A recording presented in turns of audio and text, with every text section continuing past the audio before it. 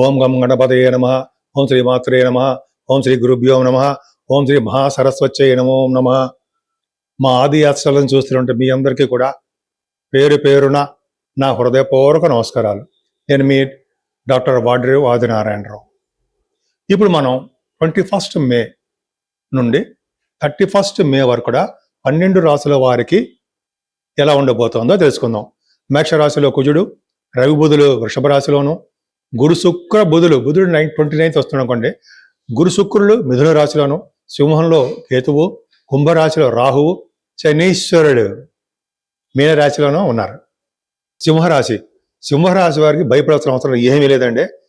ఒక్క రాహు శనీశ్వరుడు తప్ప మిగతా గ్రహాలు ఫేవరబుల్గా ఉన్నాయి. సరే చెప్పుకుందామండి. కొద్దిగా కేతు ప్రభావం వలన కొద్దిగా మనస్పర్ధలు, కోపము, చికాకులు, భయము ఇవన్నీ మీకు ఉంటాయి. శనీశ్వరుడు వలన కూడా కుటుంబంలో కూడా ఇబ్బందులు ఉంటాయి. ఫైనాన్షియల్ మ్యాటర్స్లోనూ ఇబ్బంది పడుతుంటారు. సమయానికి మీ చేతికి డబ్బులు అందలేకపోవచ్చు కొన్ని సందర్భాల్లో మాత్రమే. కానీ మీకు భయపడాల్సిన అవసరం లేదండి. మీ సెకండ్ హౌస్ రాడు బాగున్నాడు. కానీ తీర్థయాత్ర చేయడము, మీ తమ్ముళ్ళని చెల్లెల్ని కలవడము, మీ కమ్యూనికేషన్ స్కిల్స్ని పెంచుకుంటూ ఉండడము, అంతేకాకుండా గురు ప్రభావం వల్ల కూడా, కుజుడు ప్రభావం వల్ల కూడా భూములు, వాహనాలు, చదువులు, అలాగే మీ రైతులకి పంటలు, తల్లిగారికి ఆరోగ్యాలు ఇవన్నీ సమృద్ధిగా ఉంటాయి. ముఖ్యంగా పుత్ర సంతానం కలగడానికి అవకాశం ఉంది. సంతాన బాధ్యత మీకు ఎక్కువ ఉంది. అది గ్రేట్ అండి. అంతేకాకుండా ఈ మధ్య ఒకరికి చాలా మంది చెప్తున్నారంటే వాళ్ళ పిల్లలు కూడా పుడుతున్నారు. సరే, పంచమ స్థానం స్టాక్ మార్కెట్ వాళ్ళకి కూడా చాలా బాగుంటుంది. వాళ్ళు ఏ లాంగ్ రన్లో ఇన్వెస్ట్మెంట్ చేస్తారు కదా, వాళ్ళకి చాలా బాగుంటుంది. అంతేకాకుండా మీకు సాహిత్య రంగంలో, కళారంగంలో సాహిత్య రంగం బాగా అభివృద్ధి చెందుతూ ఉంటారండి. అది ఎందుకో మనకు తెలియదు, కానీ గురు ప్రభావం అంత బాగుంటుంది. నాలెడ్జబుల్ పర్సన్ మీరు బాగా. అది చాలా భగవంతుడు ఇచ్చిన వరం. సరే, అది పక్క పెడదాం అనుకోండి. మీకు జనాకర్షణ శక్తి ఎక్కువ ఉంటుంది. సప్తమ స్థానంలో రాహు ఉన్నాడు.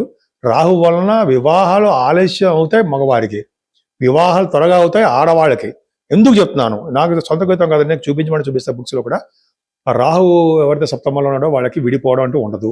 చాలా తక్కువ కేసులు. వాళ్ళు మంచి జీవితం బాగుంటుంది, మంచి భర్త కూడా వస్తాడు. సరే, అష్టమంలో శనీశ్వరుడు మాత్రం దోషకారకుడు అండి. ఆంజనేయ స్వామి మనం చేస్తున్నాం కదండి. ఆంజనేయ స్వామి హనుమాన్ చాలీసా చదువుతూ ఉంటాం కదా మనం. ఇవాళ ఆంజనేయ స్వామి యొక్క ఇది కదా హనుమత్ జయంతి. ఈ రోజు అంటే హనుమత్ జయంతి రోజు మనం పూజలు చేసుకుంటూ ఉంటాం. అలాగే వెంకటేశ్వర ఆరాధన ఇవన్నీ చేసుకుంటే ఖచ్చితంగా శని వలన వచ్చే దోషం అన్ని తగ్గుతాయి. కుజుడు అత్యంత రాజకారకుడు. కుజుడు భాగ్యంలో ఉన్నాడు. తండ్రి గారికి చాలా బాగుంటుంది. రియల్ ఎస్టేట్ రంగ వ్యాపారాలకు బ్రహ్మాండంగా ఉంటుంది. ఫారిన్ కంట్రీస్ ఎక్సలెంట్గా తిరుగుతుంటారు మీరు. ఇంజనీరింగ్ భాగాలు ఎక్కువ ఉంటారు.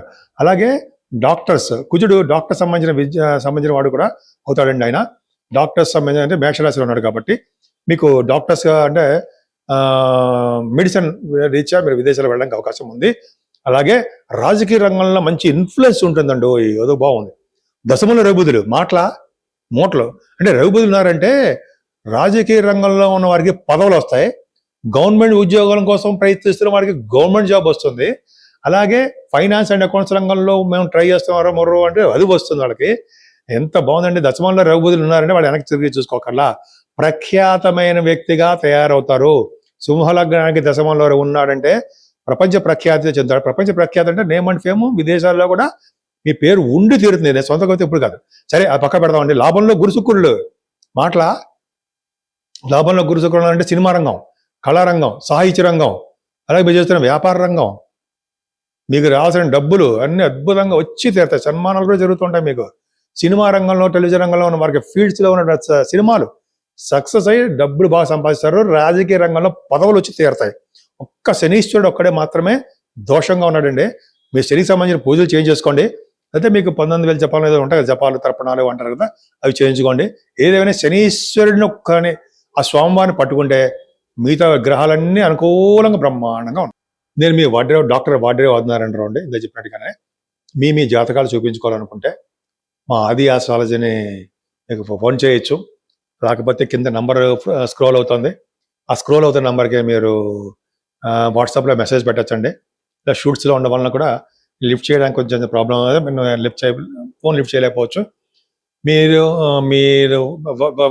వివాహం కానీ మీరు కంటే మీ ఫ్యామిలీ మెంబర్స్ కానీ మీ ఫ్రెండ్స్కి కానీ మరి ఈ జాతకాలు చూపించుకోవాలనుకుంటే ఇవన్నీ మీకు తెలుసు కదండి. కరెక్ట్గా డేట్ ఆఫ్ బర్త్ ఉంటే, టైం ఉంటే, ప్లస్ ప్లేస్ ఆఫ్ బర్త్ ఉంటే కరెక్ట్గా చెప్పడానికి అవకాశాలు ఉంటాయి. చాలా మంది జరుగుతున్నాయి ఇక్కడ నేను చెప్పినవి. ప్లస్ ఇంకోటి ఏంటంటే వాస్తు. వాస్తు రీత్యా కూడా ఏమైనా ప్రాబ్లమ్స్ ఉన్నా కూడా తప్పకుండా నేను చెప్తానండి. పరిష్కార మార్గాలు కూడా సూచిస్తూ ఉంటాను. అవి ముఖ్యంగా చాలామంది వివాహాలు అవ్వడము లేట్ అయిపోతుంటాయి. అంతేకాకుండా కొంతమందికేమో విదేశాల్లో వీసా ప్రాబ్లమ్స్ ఉన్నాయండి.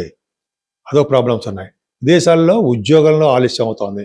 సో ఇవన్నిటి కూడా జాతకాలు ఉంటాయండి. ఎప్పుడు ఉద్యోగం వస్తుంది, ఎప్పుడు వీసా వస్తుంది, నేను చెప్పినవన్నీ జరిగాయి కూడా. అంటే మెసేజ్ పెట్టకుండా పెడతాను సార్, అవన్నీ పక్క పెడతాం అనుకోండి. సో ఇవన్నీ కూడా మంచి జరగడానికి అవకాశం ఉంది. అలాగే మీరు ఏ ఫీల్డ్ అంటే సంతానం లేని వాళ్ళకి సంతానం ఉండడము, ఇవన్నీ కూడా రాజకీయ రంగంలో పదవులు వస్తాయా, రాజకీయ రంగంలో ఉంటుంది, అవన్నీ చెప్పచ్చు. సో ఈ విధంగా ఒక అయితే మనం 12 రాసుల వారికి పూజలు ఇంపార్టెంట్ అండి. మే నెలలో కూడా మనకి వైశాఖ మాసం ఉంది. ఇంకా వైశాఖ మాసం, అది జ్యేష్ఠ మాసం వస్తుంది. ఈ నెలలో కూడా మనం చేయలేని వాళ్ళు ఇప్పటి నుంచి అయినా సరే 21st బహుశా వైశాఖ మాసం అయిపోతుంది అనుకుంటండి. సరే ఏదైనా మనం ఈ నెలలో కూడా వాటర్ దానము, అన్నదానము, వస్త్రదానము, చెప్పులు, గొడుగు దానాలు ఇవి కంపల్సరీ ఇవ్వాలండి. ప్రతి వాళ్ళు ఏ టైంలో ఇచ్చినా మంచిదే.